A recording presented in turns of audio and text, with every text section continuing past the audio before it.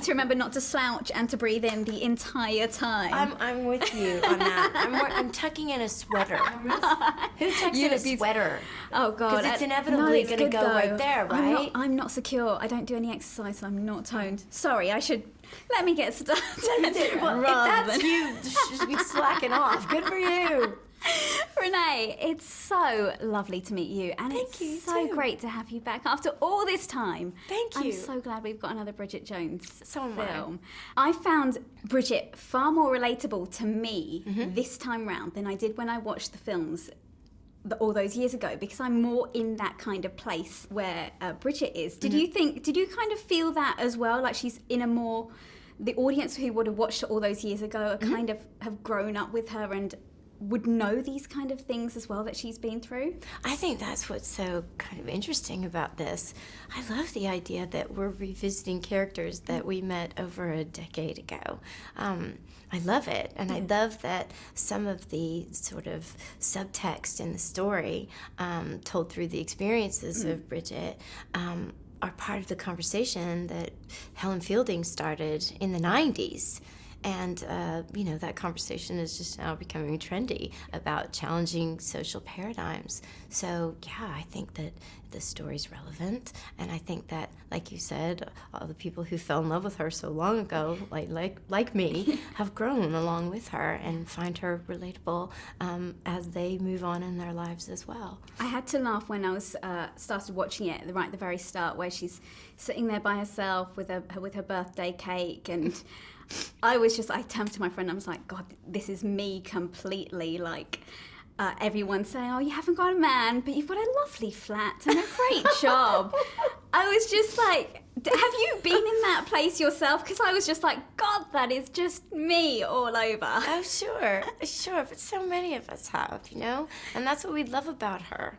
We love the honesty of this character. She's not trying to, make her life seem perfect. She's embracing that it's unconventional.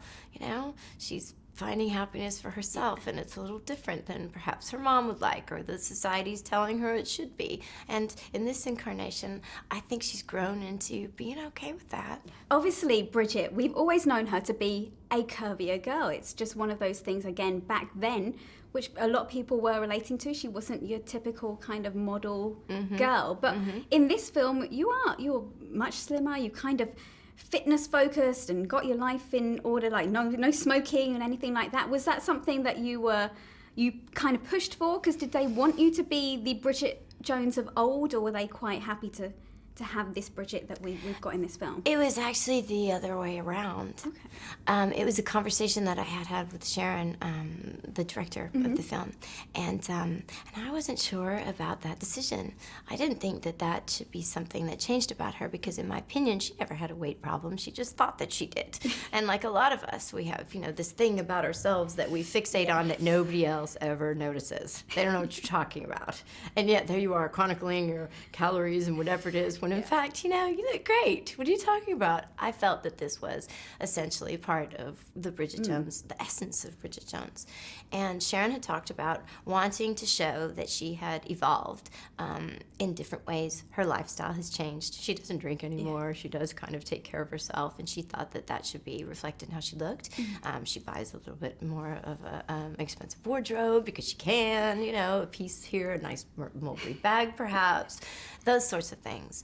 And she wanted her to have achieved something that she had obsessed about all of her life, something that's kind of superficial, but the golden ticket to her happiness, to her estimation, and have it mean nothing. Have it have absolutely no bearing whatsoever on her happiness. And I liked the message in that. Yeah.